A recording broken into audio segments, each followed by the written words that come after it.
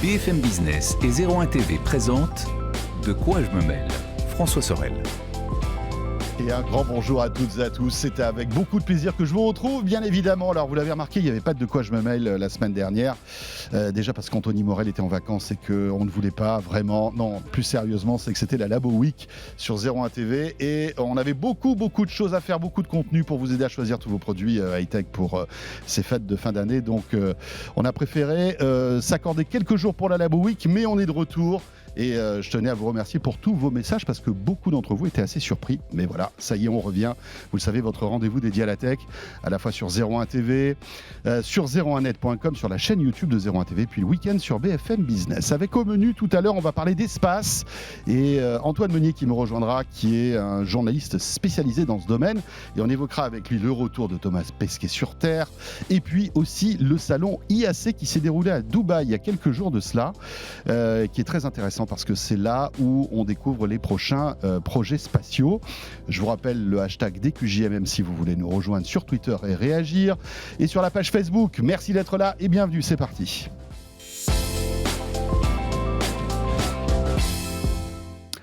Et bien sûr, on commence par le club de la presse IT et comme il est revenu, De quoi je me mêle revient. Anthony, bonjour. Salut François, salut à tous. Bah oui, fallait bien revenir à un moment. Ah bah oui, il faut toujours revenir. C'est sûr. Anthony Morel, journaliste, vous le savez, à BFM Business, qu'on retrouve aussi sur RMC tous les jours, dans l'émission d'Estelle Denis. Et à ses côtés, nous avons Emmanuel Torregano cette semaine. Bonjour Emmanuel. Bonjour. Plaisir de te retrouver Emmanuel. Merci, moi aussi. Journaliste spécialisé co-média tech que vous pouvez retrouver sur electronlibre.info. Il en est d'ailleurs le fondateur. Alors, au menu de ce De quoi je me mêle, plein de choses. On va parler tout à l'heure de Facebook qui veut lancer des magasins. À quoi ça sert ? On va essayer de comprendre. On va parler aussi du mercato des spécialistes des voitures autonomes entre Tesla et Apple. Et puis plein d'autres choses. Mais pour débuter, Anthony, tu voulais nous parler du plus gros événement e-sport de l'année. Il s'agit du championnat du monde de League of Legends. Et alors, tous ceux qui suivent ça se rendent compte un petit peu de l'impact que ça a, de ce que ça représente. Mais tous ceux qui sont passés à côté, il faut que tu nous racontes parce que c'est carrément hallucinant. C'est fou. C'était le week-end dernier. Tu vois, j'ai bossé pendant les vacances, j'ai suivi ça. C'était un peu ma finale de Coupe du Monde de foot à moi, en fait. C'est vraiment ça. Moi, je suis ça depuis des années. Oui, et puis tu es passionné par tout ça. Je suis passionné par ça. Et c'est vrai que c'est absolument fascinant parce que ça donne une idée du niveau d'engouement absolument phénoménal qui existe autour de l'e-sport aujourd'hui. C'est-à-dire que ce championnat du monde de League of Legends, alors c'est un événement qui remplit les plus grands stades du monde chaque année. Il faut le savoir. Là, cette année, c'était un peu particulier parce qu'à cause du Covid, c'était à huis clos.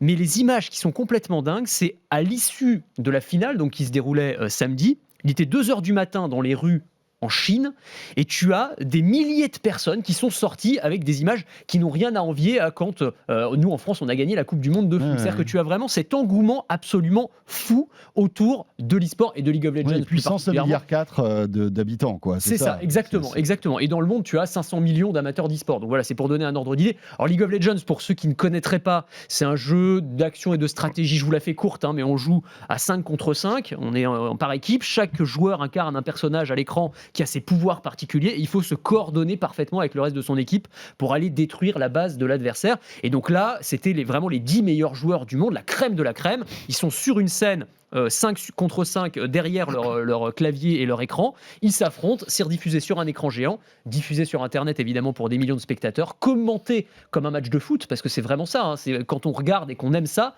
les sensations et l'adrénaline, c'est vraiment la même chose que quand tu regardes un match de foot, parce qu'il y a des belles actions, il y a du suspense, il y a des retournements de situation complètement incroyables. Tu as des analyses de jeu très fines, parce que là je te racontais en 2 secondes le but du jeu, mais après derrière c'est des années d'entraînement, de pratique, de maîtrise. C'est des joueurs qui s'entraînent 8, 10, 12 heures par jour, évidemment. Une dextérité incroyable. Incroyable, une coordination main-œil, enfin c'est incroyable. Et donc du coup, ce sont des joueurs professionnels. Et derrière tout ça, tu as aussi une économie qui s'est mise en place qui est considérable. C'est-à-dire que tu as des équipes qui aujourd'hui sont bâties sur le modèle des équipes de foot, si tu veux, qui valent pour certaines, qui sont valorisées plus de 100 millions d'euros. Certaines sont en train de s'introduire en bourse. Tu as les éditeurs de jeux évidemment. Les joueurs stars sont riches. Les joueurs stars, alors oui, les joueurs stars peuvent gagner beaucoup d'argent parce qu'il y a de la prize money dans les tournois. Bien Et sûr, derrière, tu as du sponsoring. j'imagine. Et tu as même des grands équipementiers sportifs type Nike qui maintenant sponsorisent certaines Incroyable. équipes et certains joueurs. Alors, c'est pas les montants de Mbappé, si tu veux, mais Non. ça devient quand même assez intéressant.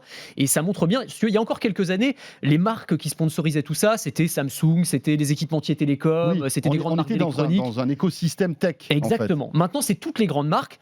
Louis Vuitton, par exemple, dans League of Legends, tu peux acheter des costumes à tes personnages qui sont siglés Louis Vuitton. Ça alors. Voilà, c'est pas mal, quoi. Et c'est aussi Incroyable. une façon pour les marques de luxe de mettre un pied dans cet univers et d'attirer des jeunes joueurs qui n'ont pas forcément un pouvoir d'achat complètement fou aujourd'hui, mais qui l'auront peut-être dans quelques années. Et je dis des jeunes joueurs, il faut rappeler que l'âge moyen du joueur en France, c'est 40 ans. Donc, c'est pas que des ados. Hein. Il y a plein d'adultes, évidemment, qui suivent ça avec beaucoup d'attention. Anthony, tout ça en plus dans un contexte difficile en Chine, avec cette répression du jeu vidéo En plus, par le gouvernement. Ouais, c'est vrai. Rappelons quand même qu'en Chine, vous ne pouvez pas jouer plus de 3 heures par semaine. et c'est le week-end. C'est le vendredi, samedi, dimanche, c'est 1 heure par soir. C'est 1 heure par soir. Ouais, c'est ça. Et malgré tout, on voit que il y a un engouement incroyable pour ces jeux.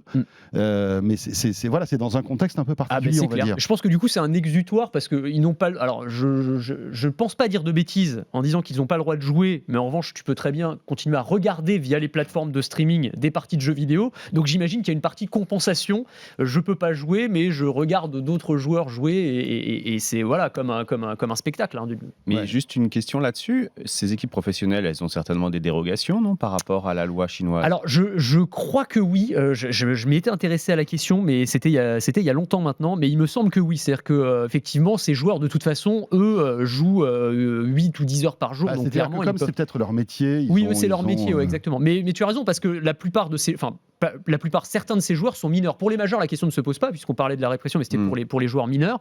Mais effectivement, tu as des joueurs qui ont 14, 15, 16 ans dans ces équipes professionnelles. Là, c'est des Chinois contre des Coréens, la finale. Et nous, on est bon ou pas dans ce... On a des équipes qui sont tout à fait performantes. Hein. On a une équipe française qui s'appelle Vitality, par exemple, qui est tout à fait performante. Alors, il n'y a pas que League of Legends, parce qu'il y a plein d'autres jeux. Bien sûr. L'e-sport, tu as des disciplines.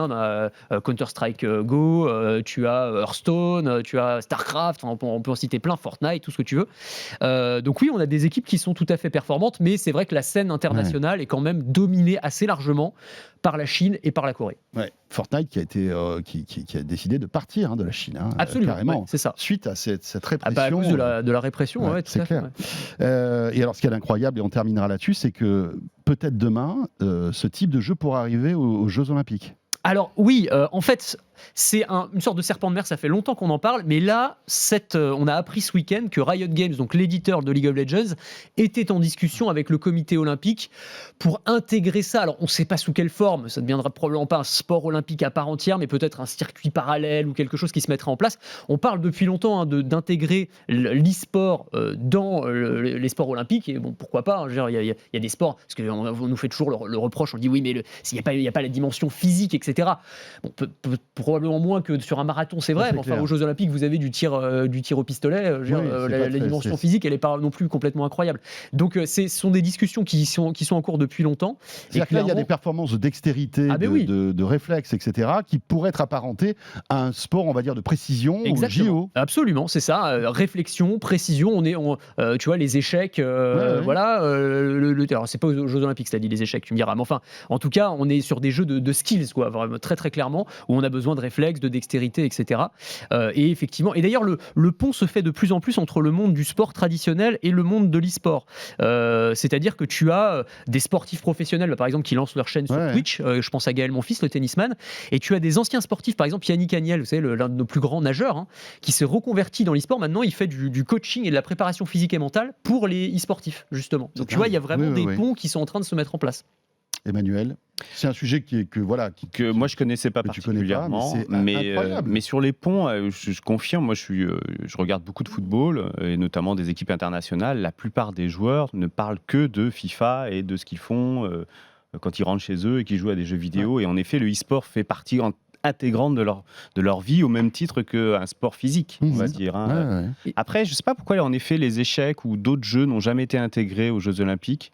alors que ça avait certainement un sens, au moins autant qu'un jeu électronique, je ne sais pas trop. Absolument, non, oui, c'est vrai. Après, il y a peut-être les 10 commandements voilà. Ouais, mais on voit que là, des JO, mais il faut peut-être que ça évolue aussi. Peut-être que ça évolue aussi. Mais c'est vrai que, juste pour terminer là-dessus, mais sur le foot, pendant le confinement, quand tous les championnats se sont arrêtés, et bien par exemple la Bundesliga, le championnat allemand et aussi la Liga espagnole, je crois, ont continué à s'affronter via FIFA. C'est-à-dire que les joueurs professionnels s'affrontaient et les parties étaient diffusées, etc. Donc il y avait ce côté. C'est pas la même chose, évidemment, mais en tout cas, c'était une façon de continuer à vivre pendant ces périodes troublées. Mais pour cette génération, à mon avis, il n'y a pas de frontière entre les deux. Non. Franchement, leur passion va de l'électronique au terrain. Tout à fait. Dans l'actualité aussi, cette information assez étonnante, on l'a appris il y a quelques jours, Facebook projetterait d'ouvrir des magasins physiques, Anthony. Absolument. Comme on a des Apple Store, comme on avait avant des Microsoft Store ou des Google Store qui n'existent plus d'ailleurs, au passage. Ça fonctionne pas à tous les coups. Ça fonctionne pas à tous les coups. Facebook ouvrirait des magasins. Oui, alors c'est le New York Times qui dit ça. Alors, c'est un projet, pour l'instant il n'y a rien d'officiel, mais Facebook voudrait effectivement ouvrir des magasins physiques pour familiariser le public avec le concept de métaverse, qui est le grand concept qu'ils essayent de nous vendre là, depuis plusieurs mois, on en parle depuis longtemps, donc cet univers virtuel dans lequel on vivrait une deuxième vie parallèle. Mais le truc, c'est que Mark Zuckerberg a bien compris que le principal obstacle pour le métaverse, c'est les casques de réalité virtuelle qui, aujourd'hui, en gros, personne n'en veut. Je ne sais pas si vous, autour de vous, les gens sont équipés ou pas, ça reste une niche technologique alors que ça existe depuis des années. Or, ça va être la porte d'entrée principale vers le métaverse. Donc, oui, c'est-à-dire que sans casque, sans hardware, le métaverse n'existe pas. Exactement. En tout cas, il a beaucoup moins d'intérêt parce qu'on pourrait arguer du fait que Second Life, par exemple, c'était une forme de métaverse. Bien sûr, le smartphone peut être, par exemple, l'écran de cette seconde vie. C'est ça. Mais c'est moins immersif. Ah oui, en termes d'immersion, ça n'a rien à voir. Et donc, du coup, l'intérêt des boutiques physiques, ce serait de permettre aux gens de venir voir à quoi ça ressemble un casque de VR, le tester sans pression, sans jugement, parce qu'on n'a jamais l'air très fin avec un casque de VR sur la tête, donc voilà, regardez, voilà à quoi ça va vous servir, regardez le métaverse, peut-être faire tester les logiciels de télétravail ou de jeux. Oui, avec des démonstrateurs qui pourraient montrer un peu toute l'étendue du soft qu'il peut y avoir sur ces masques. Ouais. Et voilà, et donc du coup, l'idée c'est vraiment, et c'est assez paradoxal, parce qu'on peut se dire, en gros, ils vont créer des boutiques physiques pour essayer de nous familiariser avec le concept le plus virtuel qui soit finalement. C'est vraiment ce monde éthéré du métaverse qu'ils essayent de nous vendre là depuis quelques semaines. Emmanuel, tu y crois, toi, ces boutiques Facebook ? Alors, ça fait déjà quelques temps qu'on en entend parler. Ils ont en effet un problème de base qui est, comme tu l'as dit très bien, le masque. Les gens n'ont pas du tout adhéré, même si Oculus, quand ils les ont rachetés, c'était plutôt de bonne qualité. Les derniers sont encore de meilleure qualité. Ils ont résolu énormément de problèmes liés au masque, notamment sur le fait d'être malade. Donc ça a été plutôt bien résolu. Mais en effet, les gens rechignent toujours à se mettre un masque sur la tête et en effet de ne pas paraître complètement idiot, à avoir des gestes sans cohérence pour les gens qui sont à côté. Donc l'idée d'une boutique de démonstration, c'est plutôt pas bête. Moi, je pense que dans cette histoire-là, un peu comme toujours, il y a des sociétés qui sont avant-gardistes et qui proposent des projets, mais qui n'ont pas forcément les compétences pour résoudre ces problèmes-là, ces problèmes en effet de design, ces problèmes d'acceptation. Et puis il y en a qui sont spécialisés là-dedans, si vous voyez où je veux en venir. Et ces sociétés-là, quand elles vont commencer à dire, écoutez, très sincèrement, le métaverse, c'est très intéressant, il faut s'y plonger, il faut faire de la réalité augmentée ou de la VR, enfin aller plus loin encore, et on va vous proposer un produit qui va être le mieux acceptable possible pour le grand public. Là, à mon avis, Apple, toi. Oui, voilà, par exemple.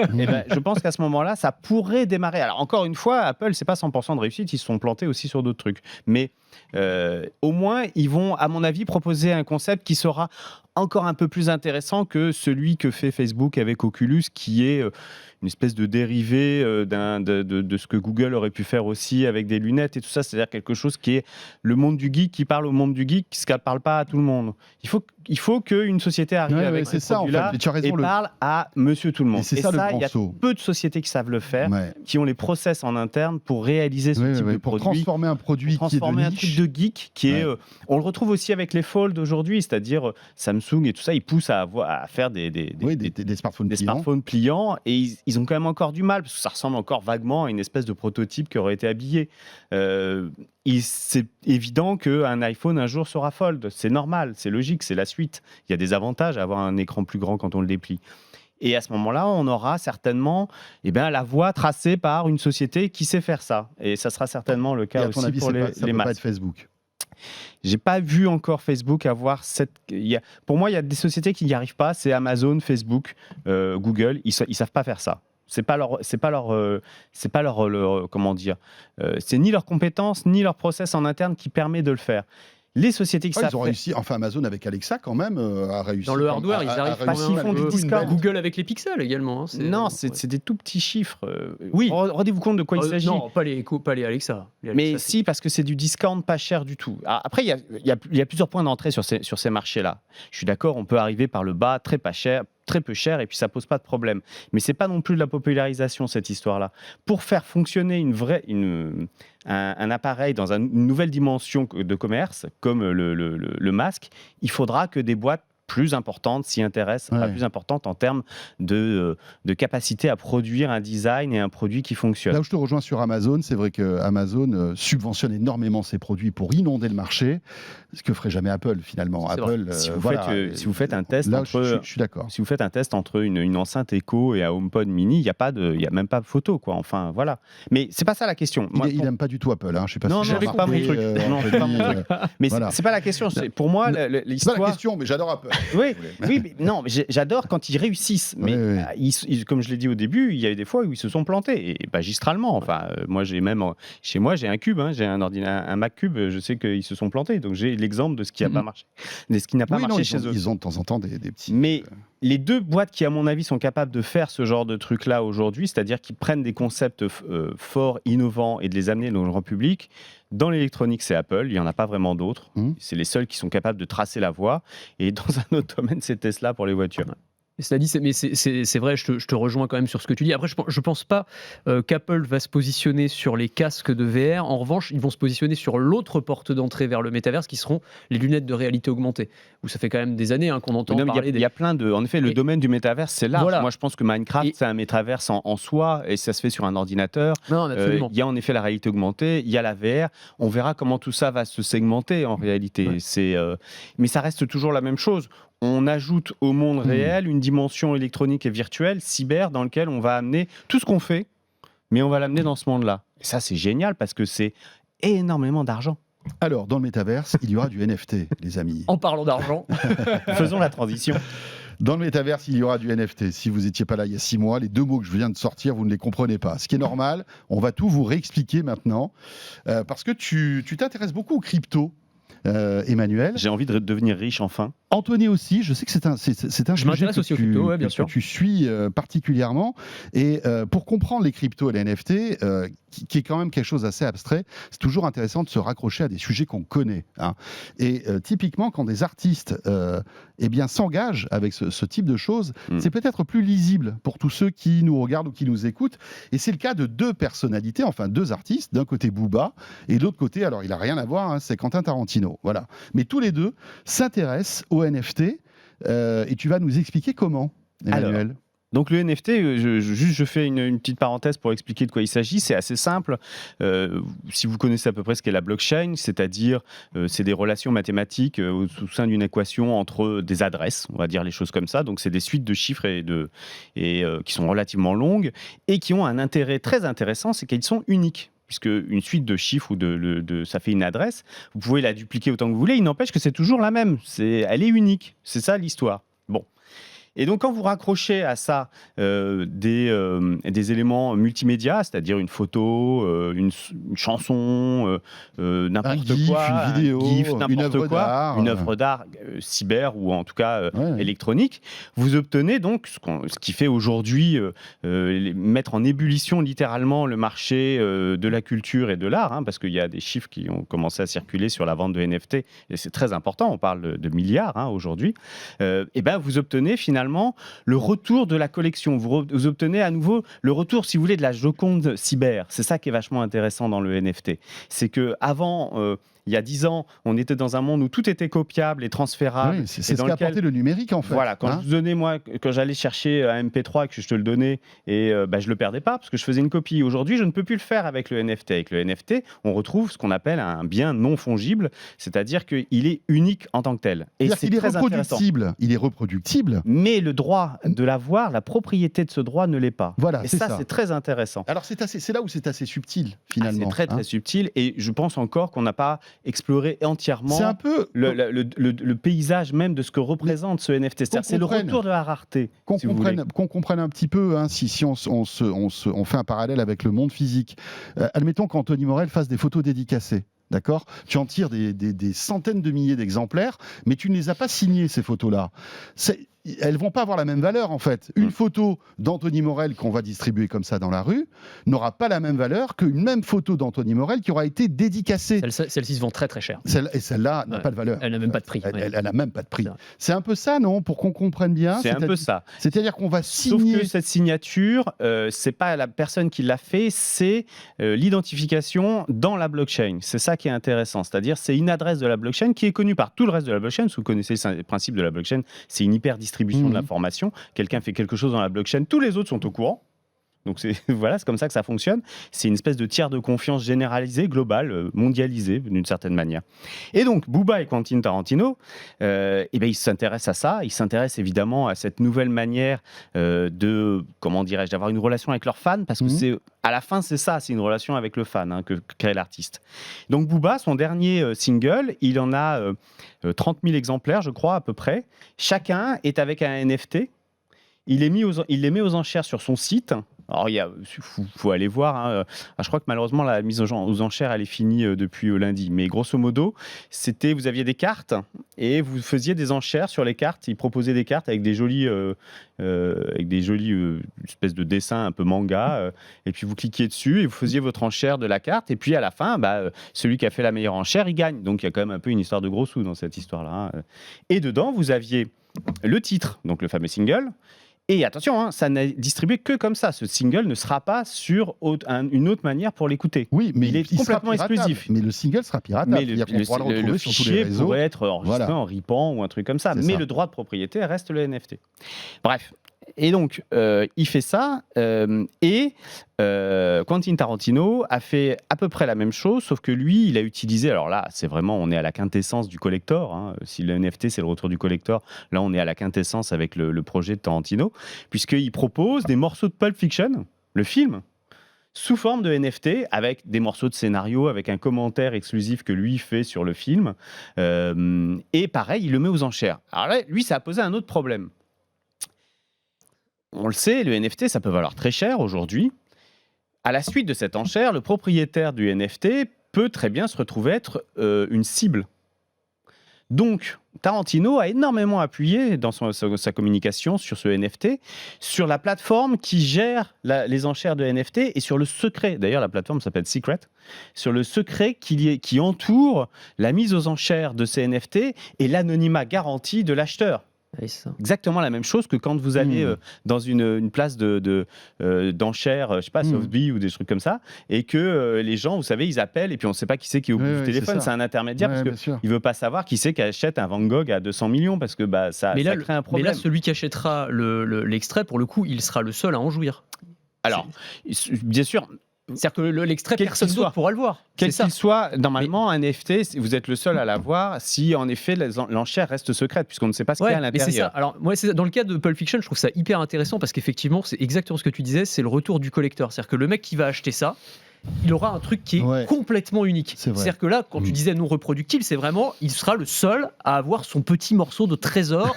Son petit morceau de Quentin Tarantino. Son petit morceau de Quentin Tarantino. Là où j'ai un petit peu plus de mal, je vais un petit peu faire le vieux con, et pardon, quand tu le disais en annonce, moi je m'intéresse beaucoup aux crypto, à la blockchain, etc. Mais là où je trouve que c'est complètement fou, c'est vraiment, où on tombe dans l'irrationnel, c'est quand le NFT se mêle au monde de l'art et que tu as par exemple l'œuvre de Beeple, donc qui est l'œuvre qui a été vendue la plus chère au monde, le NFT, 69 millions de dollars. Pour une œuvre, pour un gars, alors moi que j'aime beaucoup, je le suis sur Twitter, j'aime bien ce qu'il fait et tout, donc tu payes ça quand même le prix d'un Picasso, pour en gros un certificat d'authenticité, mais pour un fichier que n'importe qui peut retrouver sur Internet. Et si tu veux, le simple fait d'avoir effectivement la signature sur la photo, enfin la petite signature numérique qui te dit que tu es bien le propriétaire de ce truc-là, 69 millions de dollars, enfin tu vois, il y a un moment où il y a un truc qui colle pas, quoi. Il y a un truc qui est vraiment très étrange et où tu te dis il y a quand même une spéculation qui est complètement folle. Il y a une partie d'irrationnel dans tout ça. Ah et oui, encore une fois, qu'on puisse dire. Tout à l'heure, il y a des gens qui étaient à l'époque capables de faire le tour du monde pour choper une dédicace. Simplement une petite signature sur un bout de papier. Ouais. Et finalement, je pense que... Alors, il y a aussi un problème générationnel. Mais il a payé 69 millions de dollars ?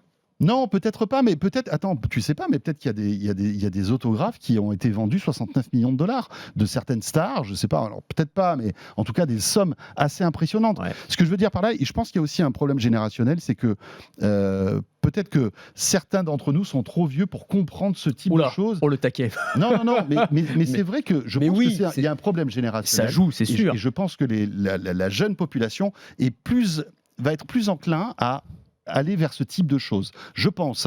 Oui, probablement. Mais tout ça, c'est intéressant. Et on sait combien coûte, on a une idée de combien coûtent ces petits bouts de Quentin Tarantino ou pas ? Bah non. C'est pour ça que c'est très secret. On n'a même pas de pour l'instant, en tout cas, projection, de choses comme ça. Il faut ou peut-être qu'il va communiquer dessus. Moi, je l'ai pas encore vu, mais c'était ces derniers jours, hein, donc il faut attendre quand même que ça se mette en place, tout ça, qu'il fasse les enchères. Mais on aura peut-être une information. Peut-être qu'il dira, voilà, mes enchères de NFT de Pulp Fiction, ça a rapporté, je sais pas, 5-10 millions. Mais voilà, on verra. Mais par exemple, il y a plein de choses à faire en sorte, notamment, il y a le monde de la culture, mais il y a aussi le monde des médias.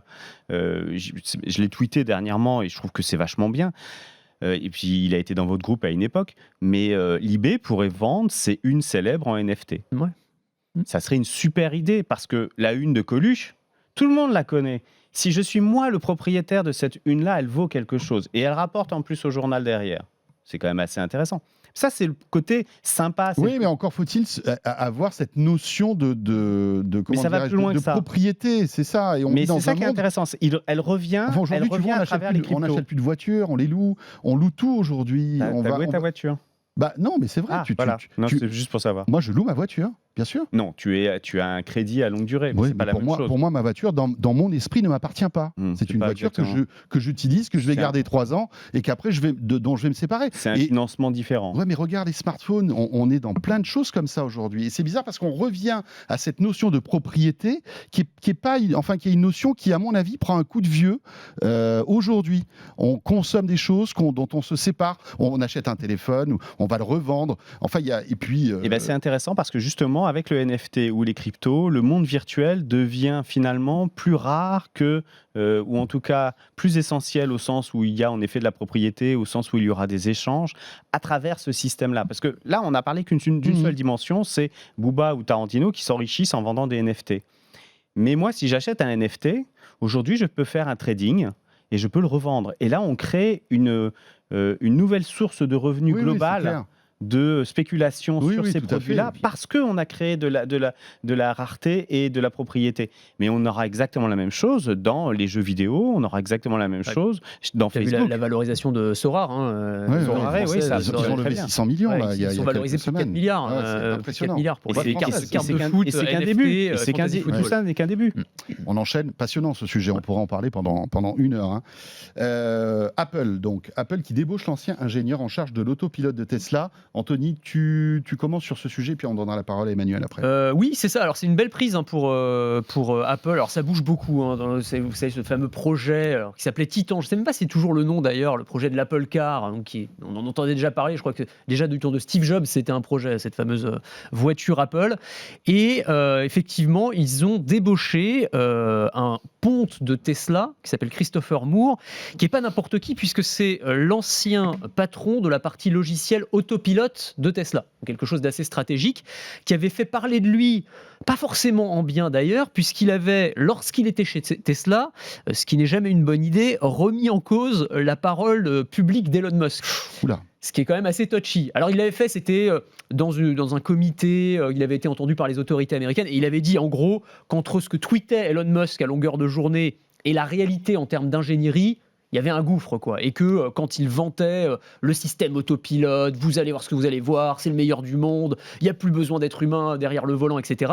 Lui disait non, on n'en est pas là, clairement, chez Tesla. Notre système de pilotage automatique, c'est voiture autonome de niveau 2. Il faut rappeler que les voitures autonomes, ça va de niveau 0 à niveau 5. Niveau 0, c'est une voiture normale. Niveau 5, c'est une voiture, il n'y a plus de volant, il n'y a plus de pédale, c'est la voiture qui fait tout dans toutes les circonstances. Niveau 2, on est sur du semi-autonome gentil, quoi. Sur de l'assistance à la conduite, certaines périodes, etc. Donc, et puis si en plus on imagine que c'était lui qui le disait, c'était le patron du software, il savait où il mettait les pieds. Il savait à peu près de quoi il parlait, a priori. Donc bon, il était probablement plus en odeur de sainteté chez Tesla, et résultat, il a été débauché par Apple. Apple qui par ailleurs a perdu son responsable de la division auto il y a quelques semaines, qui est parti chez Ford, on en avait parlé. Donc il y a vraiment un mercato très intéressant qui est en train de se jouer, c'est-à-dire à la fois vous avez des boîtes de l'automobile traditionnelle qui vont débaucher dans les groupes tech, les groupes tech qui vont débaucher dans l'automobile traditionnelle, et puis Tesla qui sert un peu de source à tout le monde, parce qu'ils sont entre la tech et l'automobile, ils font les deux, ils le font très bien. Et donc voilà, Apple va piocher chez eux, évidemment. Donc on va voir ce que ça va donner pour le futur projet d'Apple Car. Emmanuel, ce qui est fascinant avec ce sujet, c'est qu'on ne sait rien, mais on voit que ça boue là-dedans, qu'il y a du mercato, que ça part, ça vient, mais on ne sait pas grand-chose, en fait. Alors, là, je vais être assez sévère sur Apple. Moi, je pense qu'ils ont manqué plein de trains dans cette histoire. C'est-à-dire, ils ont manqué le premier train, c'était de racheter Tesla quand ça allait pas bien, et que Musk, et ça a été confirmé aujourd'hui, et par Musk et par Tim Cook, ils auraient dû à ce moment-là peut-être mettre un peu la main au portefeuille pour racheter Tesla, qui n'allait pas bien, mais qui avait des projets très intéressants, notamment la Tesla 3, dont on sait le succès que ça a été ensuite. Et ça aurait été beaucoup, beaucoup plus simple pour Apple pour se lancer dans ce marché de la voiture. Aujourd'hui... Donc, grosse erreur stratégique de Tim Cook. Pour moi, c'est une énorme erreur. Et je pense même, alors je vais plus loin, je sais, c'est pas très gentil, mais je pense que Tim Cook n'est pas la bonne personne pour réaliser ça. D'accord. Je pense que Tim Cook, sa force, sa capacité, c'est le réseau de distribution sur des petits appareils électroniques, que son produit phare, c'est l'Apple Watch, parce que ça lui ressemble, c'est sportif, c'est plein de choses comme ça qui vont avec. Je pense que la voiture, c'est pas tout à fait son monde, qu'il a du mal à l'appréhender, que s'il l'avait su, il aurait en effet mis en place de quoi racheter Tesla, ou en tout cas être prêt déjà depuis certaines années. Elon Musk, patron d'Apple, pourquoi pas Il y a eu plein de spéculations. Il y a eu plein de spéculations. Est-ce que ça... Alors après, ça c'est autre chose. Est-ce que Musk aurait été le patron d'Apple et aurait été bien ? Je suis pas sûr non plus. Mais au moins, en tout cas, ils auraient pu avoir une espèce de duo, temps de trouver quelqu'un qui fasse la maille entre la folie contagieuse de Musk et puis le rationnel hyper droit et peut-être un peu boring de Tim Cook. Donc ça, c'est la première chose. Ouais, mais très efficace. Mais efficace. Et la deuxième chose que je pense, c'est qu'ils ont pris maintenant un retard conséquent à cause de ça, et que ce retard, ils auront du mal à le rattraper, quelle que soit la puissance d'Apple, et on sait qu'ils ont une puissance financière qui est dantesque. Ils ont quand même du mal parce qu'il y a des éléments qui sont incompressibles dans le fait de construire des voitures électriques, et tout le monde est en train de s'en rendre compte, et tout le monde est en train de se rendre compte de l'avance que Tesla a pris. Et cet incompressible-là, c'est construire les usines. Parce que vous pouvez vous dire tout ce que vous voulez sur vos projets de lancer une voiture électrique. Il n'empêche que pour construire une voiture, il faut des usines. Et pour construire des usines, il faut entre 3 et 5 ans. Donc cette partie-là est incompressible. Mais est-ce qu'on pourrait ne pas savoir qu'ils sont en train de construire une usine, qu'ils sont en train d'élaborer des prototypes, il faut des permis, parce qu'il faut acheminer énormément d'éléments. Non, on sait que Foxconn accélère. Voilà. C'est ce que j'allais dire. En fait, aux dernières nouvelles... Encore une fois, on en parle beaucoup, alors que personne ne sait rien. Mais j'ai eu Tim Cook au téléphone. Voilà, j'ai eu Tim Cook hier soir me disait encore que Apple, a priori, ne construirait pas ces voitures. C'est-à-dire qu'il serait une sorte de... pas de sous-traitant, mais il s'occuperait de toute la partie logicielle, et derrière, ce serait effectivement soit Foxconn, soit un partenaire industriel. On avait parlé à un moment de Kia Hyundai. Pour moi, c'est encore pire. En tout cas, c'était un peu ça l'idée. C'est-à-dire qu'au début de ce qu'on a compris, encore une fois, Apple voulait son Apple Car, construire la voiture, faire tout de A à Z. Ils se sont rendus compte à un moment que c'était un métier, que c'était, comme tu le disais, extrêmement compliqué, et qu'on ne s'improvisait pas constructeur automobile. Et du coup, ils cherchaient plutôt un partenaire industriel. Il y avait eu des rumeurs très précises d'une alliance entre Apple et Hyundai. Apparemment, les discussions sont allées assez loin. Finalement, ça ne s'est pas fait. Mais en tout cas, ce serait plutôt ce scénario-là. Et on sait très bien que Foxconn, par exemple, est en train de mettre en place une plateforme pour les voitures électriques. Ça pourrait être là-dessus que s'appuie Apple. Pourquoi pas ? En tout cas, une chose est sûre, c'est qu'en débauchant ce gars de chez Tesla qui va chez Apple, c'est qu'Apple est dans le coup, malgré tout. Ils vont pas embaucher le patron de l'autopilote comme ça, rien que pour faire plaisir. Être dans le coup, possible, mais aujourd'hui, si Apple veut être le leader de la voiture électrique, ils ont pris 10 ans de retard et ça ne se rattrape pas, c'est incompressible, même si Foxconn travaille très fortement à mettre en place des plateformes. Après, il ne faut pas oublier l'aura d'Apple quand même. C'est-à-dire qu'il y a plein de gens comme tu le disais tout à l'heure, c'est pas magique. Mais on comme peut tu pas le faire ça. Ouais, mais tu le disais très justement, ils vont peut-être rendre la voiture électrique encore plus populaire et peut-être encore plus sexy, simplement parce que c'est une Apple Car. Mais est-ce qu'ils auront les moyens de la produire suffisamment pour que ce marché se développe ? Et là, aujourd'hui, ils ont pris du retard sur ce point-là.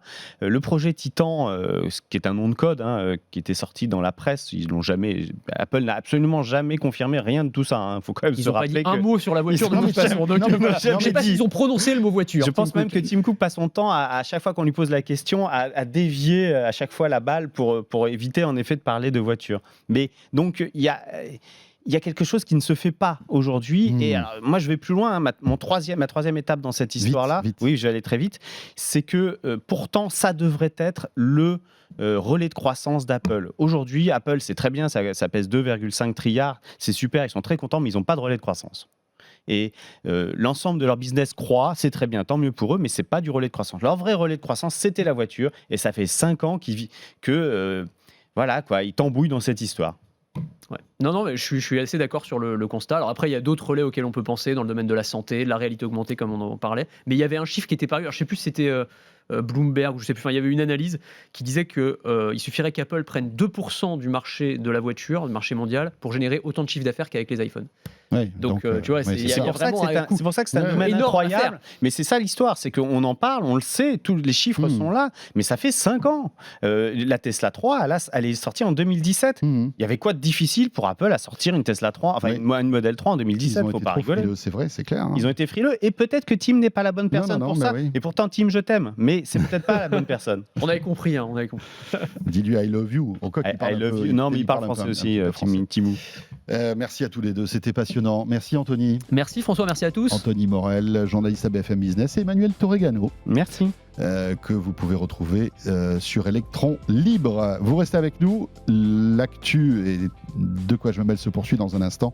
On va parler espace avec mon prochain invité, Antoine Meunier, qui me rejoint. À tout de suite. De quoi je me mêle sur BFM Business et 01 TV.